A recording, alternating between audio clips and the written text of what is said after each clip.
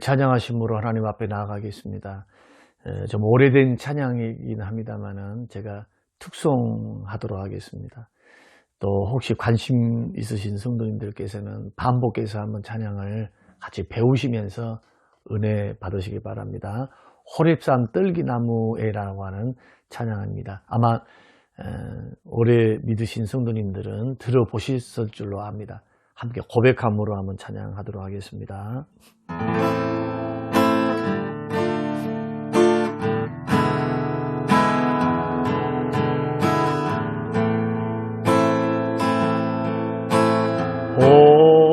호렙산 떨기나무에 나타나신 하나님 모세를 부르신 주 하나님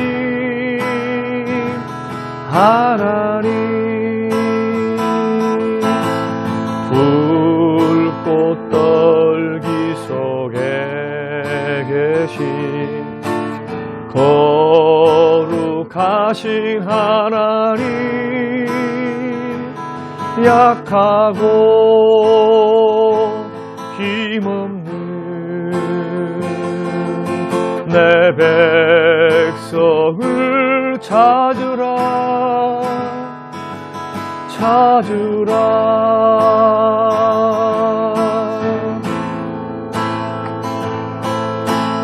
내가 너와 함께 하리라 너를 도와주리라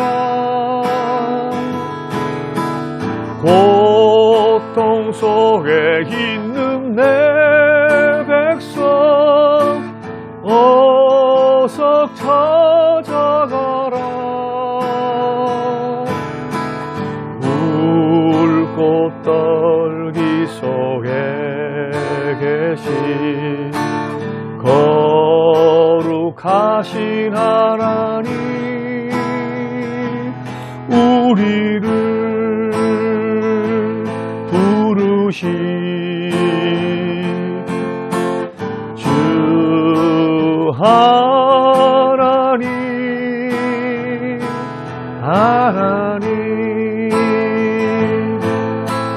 내가 너와 함께 하리라 너를 도와주리라 억압받고 있는 내 백성 어서 구하여라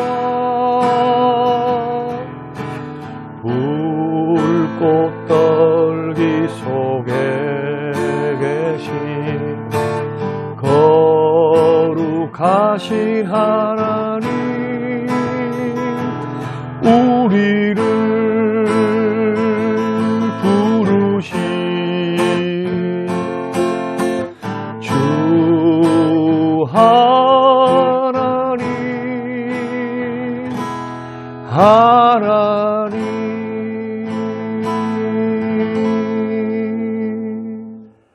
순회복과 전도를 위한 릴리 작정기도를 하나님께 드리겠습니다.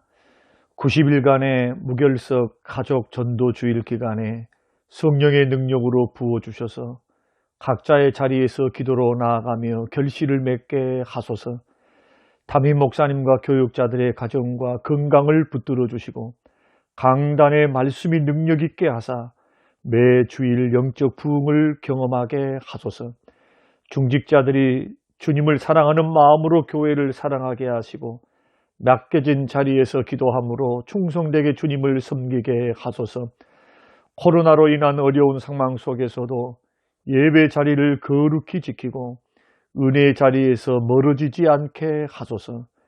믿음이 연약한 지체들을 붙들어 주시고 순모임을 통해 서로가 회복되는 시간들이 되게 하소서. 다음 세대가 온 오프라인 예배를 통해 주님을 깊이 만나며 하나님 나라를 이루는 도구가 되게 하소서.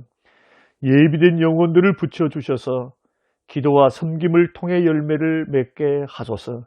믿지 않은 가족들이 속히 주님께로 돌아와 주님을 만나고 변화되게 하소서.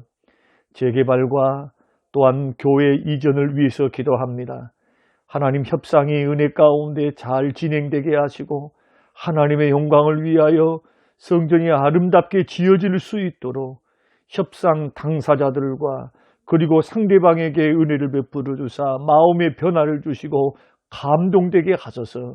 협력한 자들이 되게 하시고 이 일을 맡아 주관하시는 당회와 장로님들에게 말의 지혜와 성령의 능력을 더하여 주시고 지혜를 허락하여 주옵소서. 감사드리며 예수님 이름으로 기도합니다. 아멘. 오늘 주실 하나님 말씀 요한복음 3장 3절 말씀입니다. 예수께서 대답하여 이르시되 진실로 진실로 내게 이르노니 사람이 거듭나지 아니하면 하나님 나라를 볼 수 없느니라. 에베소서 2장 1절에서 3절. 그는 허물과 죄로 죽었던 너희를 살리셨도다. 그때 너희는 그 가운데서 행하여 이 세상 풍조를 따르고 공중의 권세 잡은 자를 따랐으니 곧 지금 불순종의 아들들 가운데서 역사하는 영이라. 전에는 우리도 다 그 가운데서 우리 육체의 욕심을 따라 지내며 육체와 마음에 원하는 것을 하여 다른 이들과 같이 본질상 진노의 자녀였더니. 고마우신 하나님, 오늘 이 새벽에 생명의 말씀을 대합니다. 성령님에 대하여 거듭나게 하시는 성령님을 우리가 배울 텐데 하나님 말씀대로 잘 깨닫고 배우고 확신하는 가운데 거하게 하시고 우리를 다시 살리시고 구원해 주신 그 은혜를 감사하며 확신 가운데 걸어가게 하옵소서. 감사드리며 예수님 이름으로 기도합니다. 아멘. 사랑하는 성도 여러분, 간밤에도 주 안에서 평안하셨습니까? 계속해서 성령 하나님에 대해서 우리가 계속적으로 배우려고 합니다. 오늘은 거듭나게 하시는 성령님이라는 제목으로 함께 말씀을 나누겠습니다. 오늘 에베소서 말씀을 보니까 거듭나지 않은 이 인간의 상태를 가리켜서 허물과 죄로 죽은 상태다, 그렇게 가르쳐 주십니다. 그래서 영적으로 죽어 있으니까 1절, 2절, 3절 말씀 보니까 죄악된 세상의 풍조를 따라 살아가고 사단을 따라 살고 육체의 욕심을 따라 살고 또 죄악된 마음이 원하는 대로, 느낌대로, 감정대로, 또 욕심대로 살아갔다. 그래서 본질상 하나님을 떠나 죄 짓고 살면서 심판과 하나님의 진노를 받을 자로 살게 되었다. 이것이 성경의 기록입니다. 그래서 성경은 인간이 태어나면서부터 아담의 원죄 상태에서 태어난다라고 성경이 말씀합니다. 그래서 죄에 오염되고 부패한 상태로, 그래서 창세기 6장의 말씀 보면은 생각과 마음의 계획과 생각까지도 항상 악했다. 죄에 오염되고 또 원죄가 생육을 통해서 태어남을 통해서 계속적으로 죄성이 물려가는 모습들을 보게 됩니다. 그 죄가 우리의 영적인 눈을 가리워서 스스로는 하나님을 알 수도 없고 하나님께 순종할 수도 없게 만듭니다. 하나님께 대해서는 타락한 이후로 죄성을 물려받은 인생들은 영적으로 전적으로 무능력한 상태, 이대로 살다가 죽으면 죄 가운데 심판받고 지옥 형벌 받게 됩니다. 그래서 성경은 그렇게 말합니다. 거듭남이 필요하다. 오늘 예수님께서도 사람이 거듭나지 아니하면 하나님 나라를 볼 수 없다고 그렇게 말씀하시죠. 그래서 하나님 나라를 볼 수 없다라고 하는 것은 결국 하나님의 일, 구원의 일, 성령의 일, 진리의 말씀을 이해할 수도 없고 깨달을 수도 없다는 뜻입니다. 결국 무슨 뜻입니까? 천국에 갈 수 없다는 말씀이죠. 그래서 우리 하나님을 알고 복음을 깨닫고 성령의 일을 받기 위해서 더더군다나 하나님 앞에 나아가 주를 섬기며 살아가기 위해서 반드시 거듭나야 됩니다. 이것이 거듭나야 될 이유입니다. 왜 거듭나야 됩니까? 사람은 태어날 때부터 원죄 영향력 안에서 영적으로 죽은 상태로, 성경은 허물과 죄로 죽었다 그렇게 말씀하시죠. 불신 상태에 있는 사람들은 허물과 죄로 죽은 상태이기 때문에 거듭나야 한다. 그러면 거듭나기 위해서는 무엇이 필요합니까? 거듭나기 위해서는 오늘 요한복음 3장 5절 말씀 보니까 성령의 역사가 필요하다. 물과 성령으로 거듭나게 해야 된다. 성령으로 하나님 나라에 들어갈 수 있기 위해서는 물과 성령으로 다시 태어나야 된다. 6절에서는 육으로 난 것은 육이요 영으로 난 것은 영이다 말씀했습니다. 그래서 거듭난다라고 하는 것은 육체로 태어난다는 말이 아니고 영적으로 다시 태어난다. 허물과 죄로 죄 때문에 죽어 있으니까, 영혼이 죽어 있으니까 그 죽은 영혼을 옛사람은 죽고 새 사람으로 다시 태어나게 해야 된다. 새로운 피조물로 태어나는 것, 이것을 거듭남이다, 중생이다 그렇게 말한다는 겁니다. 그럼 이런 거듭나게 하시는 것은 첫째로 성령님의 주권적인 역사다. 그래서 요한복음 3장 5절에서 8절 말씀 보면은 성령으로 난 사람이라고 말합니다. 성령의 능력으로 다시 태어난 사람. 그래서 이 태어났다라고 하는 것도 수동태로 되어 있습니다. 내 스스로 결심해서 거듭나겠습니다. 또 다시 태어나겠습니다. 한다 해서 태어날 수 있는 것이 아니고 외부의 힘에 의해서, 성령의 능력에 의해서 태어나진 겁니다. 수동태입니다. 능동적으로 내가 뭘 해가지고 노력해서 태어난 것이 아니고 태어나진 거예요. 누구에 의해서? 성령에 의해서. 그러니까 태어나기 이전의 나의 상태는 영적으로 죽어 있으니까 죽은 사람이 말할 수도 없고 행동할 수도 없지요. 결심할 수도 없어요. 의식이 없으니까. 하나님에 대해서, 성령의 일에 대해서 그 일을 받을 수도 없고 깨달을 수도 없는 영적 무기력하고 무능력한 상태에 있기 때문에 외부의 능력에 의해서 우리를 거듭나게 하시고 예수를 믿게 하시고 또 예수를 알게 하시고 말씀을 깨닫게 하시는 그 성령의 역사를 통해서 우리는 태어난다.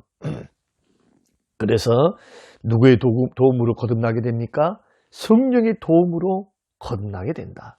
사람의 노력, 힘으로 되지 않는다. 성령님의 주권적인 역사다. 이것이 요한복음 3장 말씀에서 예수님께서 하셨던 성령으로 거듭나야 된다라는 말씀의 의미입니다.